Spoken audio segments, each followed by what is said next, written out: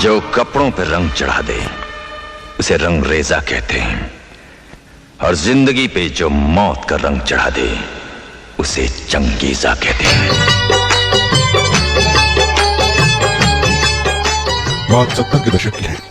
हिंदी फिल्मों के सुपरस्टार अमिताभ बच्चन उन दिनों फिल्म इंडस्ट्री में अपनी जगह बनाने की कोशिश में थे।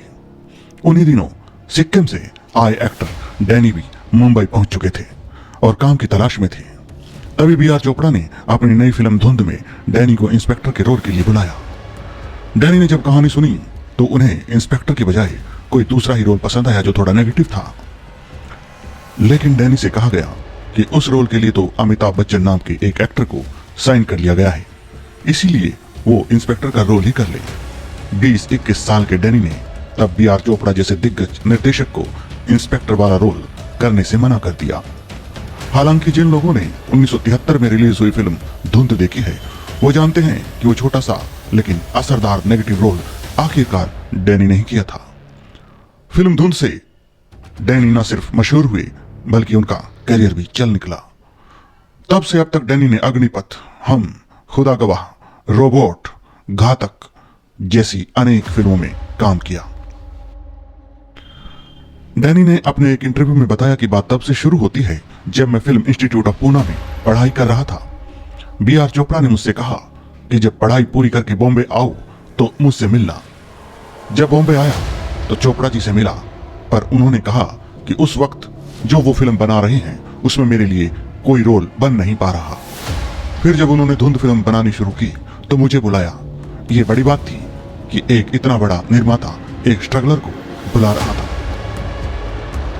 मुझे इंस्पेक्टर हमारे स्वागत के लिए तुमने फर्श पर कालीन नहीं बिछाया, इसलिए मेरा दिल कह रहा था हमने एक दूसरा किरदार करूं जो कम समय के लिए पर्दे पर आता है लेकिन अपनी छाप छोड़ता नजर आता है। बताओ, मरने से पहले कितनी देर तड़पना चाहते हैं? मैंने बी आर चोपड़ा को मना कर दिया। चोपड़ा जी हैरान थे कि ये नया लड़का उन्हें मना किस तरह से कर रहा है। फिर भी चोपड़ा साहब ने कहा कि थोड़ा सोच लो और फिर बाद में बता देना। इस बीच हुआ ये कि अमिताभ बच्चन की फिल्म आनंद रिलीज हो गई और वो फिल्म हिट हो गई। अमिताभ बच्चन शायद नेगेटिव रोल नहीं करना चाहते थे तो उन्होंने फिल्म छोड़ दी और मैं जल्दी जल्दी बी आर चोपड़ा साहब के पास पहुंचा और बोला कि अब तो अमिताभ बच्चन ने वो रोल छोड़ दिया है तो वो रोल मुझे दे दो। लेकिन बी आर चोपड़ा जी बोले कि हमने शत्रुघ्न सिन्हा को साइन कर लिया है। लेकिन 3-4 दिन बाद पता चला कि शत्रुघ्न सिन्हा को बाहर कर दिया गया है क्योंकि वे समय पर नहीं पहुंचे थे। मुझे पता चला तो मैं फिर गया। चोपड़ा जी बोले कि तुम अभी बच्चे लगते हो और ये एक पति का मैच्योर रोल है, वो अपंग है। डैनी बताते हैं कि तब मैं सिर्फ 20-21 साल का था। तब तक बी आर चोपड़ा भी मुझसे तंग आ चुके थे। मैंने दाढ़ी लगाकर स्क्रीन टेस्ट दिया और बी आर चोपड़ा को लगा कि ये अच्छा काम कर सकता है। एक पहाड़ का नाम है शेर खान। वो फिल्म लोगों को बहुत पसंद आई और इस तरह से फिल्मों में डैनी की एंट्री हुई। सिक्किम के रहने वाले डैनी का असल मकसद तो सेना में भर्ती होना था।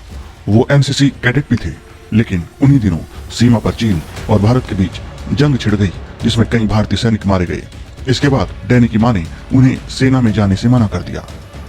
डैनी को संगीत में भी बहुत ज्यादा रुचि थी तो दूसरे विकल्प के तौर पर वो जा पहुंचे पुणे फिल्म इंस्टीट्यूट। एक इंटरव्यू में डैनी ने बताया उन दिनों नाटकीय फिल्में बनती थी जिनमें सास बहू के बीच तनाव, भाइयों का मिलना और बिछुड़ना, हीरो विलन की कहानियां होती थी।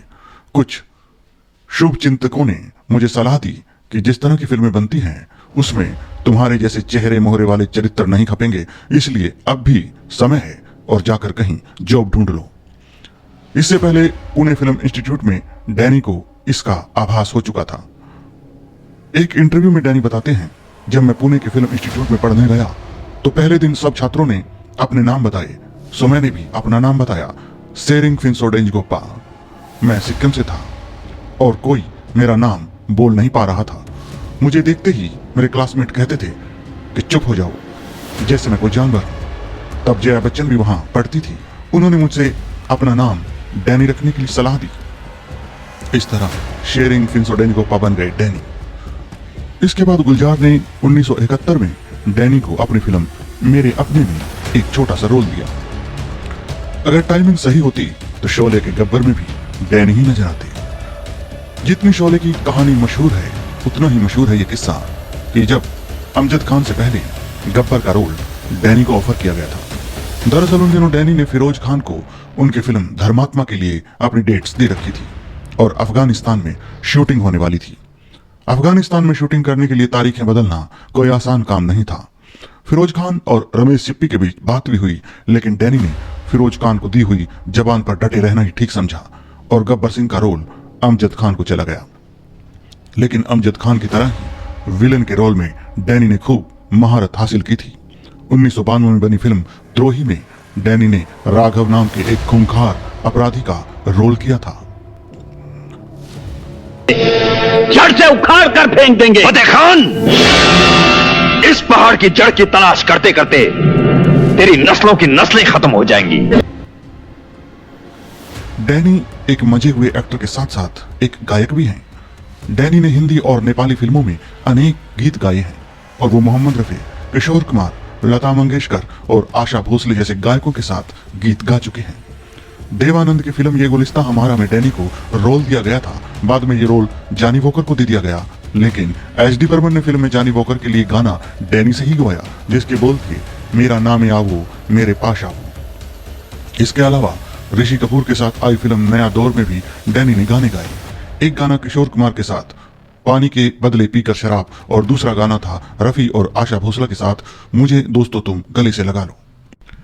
डैनी ने नेपाली फिल्मों में भी एक्टिंग की। नेपाली फिल्म साइनो को डैनी ने ही लिखा और एक्टिंग भी की, जिसे बाद में डैनी ने अजनबी नाम से दूरदर्शन पर टेलीविजन के तौर पर रिलीज भी किया। आशा भोसले के साथ उनका नेपाली गाना आगे आगे तो पई को गोला जबरदस्त हिट हुआ था। 70 और 80 के दशक में डैनी ने हर बड़े हीरो मिथुन चक्रवर्ती, राजेश खन्ना, धर्मेंद्र और राजकुमार के साथ विलेन या साइड रोल के तौर पर काम किया, चाहे वो धर्मात्मा, कमांडो, प्यार जुगता नहीं हो या हो बर्निंग ट्रेन। लेकिन उस दौर के सबसे बड़े स्टार अमिताभ बच्चन के साथ डैनी का असल आमना सामना हुआ 1990 में जाकर, और फिल्म थी अग्निपथ, जिसमें कांचा चेना का किरदार आज भी मशहूर है। इसके बाद 1991 में फिल्म हम में वो बख्तावर के रोल में अमिताभ से टकराए। फिर 1992 में खुदा गवाह में खुदा बख्श के रोल में खुदा बख्श का रोल उनके विलन वाले रूप से अलग था, जिसके लिए उन्हें फिल्म फेयर पुरस्कार भी मिला। डैनी बताते हैं कि वो डायलॉग बाजी का दौर था, लाउड एक्सप्रेशन और लाउड मेकअप उस दौर की खासियत थी। गोल चौक को खाली करने के लिए तुमने कितने दिन मांगे थे? 1 महीने में खाली करवाना था। जो लोग 8 फिल्मों में रियलिस्टिक एक्टिंग करते थे, उन एक्टरों को काम मिलना मुश्किल हो जाता था, लेकिन जो बाजार की मांग को ध्यान में रखकर एक्टिंग करते थे, उनके पास काम ही काम होता था। हिंदी फिल्मों में यूं तो कितने ही विलन और चरित्र अभिनेताओं ने अपनी जगह बनाई, लेकिन डैनी की सफलता उन सबसे कहीं अलग नजर आती है। पूर्वोत्तर राज्यों से आए किसी भी कलाकार के लिए उस वक्त ये सफलता अनोखी और अनहोनी बात थी। मुंबई की भागम भाग से दूर डैनी अपना बहुत सारा वक्त सिक्किम में ही बिताते हैं। डैनी बताते हैं कि हम लोग शिकारी हुआ करते थे, ये हमारे जीन्स में है, हम जानवरों के पीछे भागा करते थे। तेरा बाप कुत्ता बनकर मेरे सामने तुम हिला रहा है, मेरे तलवे चाट रहा है।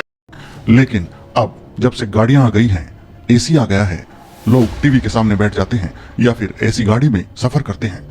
लेकिन डैनी कहते हैं कि मैंने पैदल चलना अभी तक नहीं छोड़ा है। मैं असल जिंदगी में भी सिक्किम के जंगलों में मिशेटी या दाव लिए झाड़ काटते हुए पैदल ही निकल पड़ता हूँ, पेड़ों पर चढ़ जाता हूँ। यही मेरी सेहत का राज भी है। डैनी का बंगला जोगरगिला बहुत ही मशहूर है। उनकी पत्नी सिक्किम की राजकुमारी है। वो सिक्किम में रहकर काफी खुश रहते हैं। डैनी के पिता मोनेस्ट्री में मॉन्क थे और उनकी परवरिश बड़े ही शांत वातावरण में हुई। जिस तरह के किरदार डैनी सिनेमा में निभाते आए हैं, उनके बिल्कुल विपरीत उनके घर का माहौल था। वो काफी शांत स्वभाव हैं। हाल ही में उन्होंने फिल्म ऊंचाई में अपना दमदार अभिनय दिखाया, लेकिन इसके लिए उन्हें काफी मनाना पड़ा। अनुपम खेर ने उनको मनाया, तब जाकर वो माने। डैनी ने ब्रैड पिट के साथ हॉलीवुड की फिल्म 7 Years इन तिब्बत की थी, लेकिन वो कभी इस बारे में ज्यादा बात नहीं करते। सुभाष घई की फिल्म हीरो भी उन्होंने साइन की थी, लेकिन सुभाष घई के साथ क्रिएटिव मतभेद होने के बाद वे इससे अलग हो गए थे। फिल्म ऊंचाई में उन्होंने एक बार फिर अमिताभ बच्चन के साथ काम किया। ये इत्तेफाक ही है कि ये वही अमिताभ हैं जो 1973 में आई B.R. चोपड़ा की फिल्म धुंध में काम करने वाले थे, और वो रोल आखिरकार डैनी को मिल गया था। और ये भी इत्तेफाक है कि जब डैनी एक्टर बनने की पढ़ाई कर रहे थे तो B.R. चोपड़ा उनके एग्जामिनर बनकर आए थे और डैनी को देखकर बोले थे कि तुम बहुत अलग किस्म के एक्टर हो। कुत्ते का पिल्ला कुत्ता होता है, शेर नहीं। तेरा बाप कुत्ता है। और उनकी ये बात बिल्कुल सच साबित हुई जब डैनी ने बॉलीवुड में अपनी एक्टिंग का लोहा मनवाया और आज भी उनके फैंस उनकी एक्टिंग के लिए उनको सलाम करते हैं। इस दुनिया में इंसान की सृष्टि भगवान ने की है, लेकिन अघोरी की सृष्टि शैतान ने की है। प्यारे दर्शकों, ये पेशकश आपको कैसी लगी? यदि अच्छी लगी हो तो कमेंट बॉक्स में जाकर अपने सुझाव जरूर दें और चैनल को सब्सक्राइब करना ना भूलें। जय हिंद, जय भारत। और उस पुतले को मगरमच्छ के खाल से ढक दिया गया और उसके हाथों और पांवों में उंगलियों की जगह बिच्छू के डंक लगा दिए गए और उसके बाद अघोरी पैदा हुआ।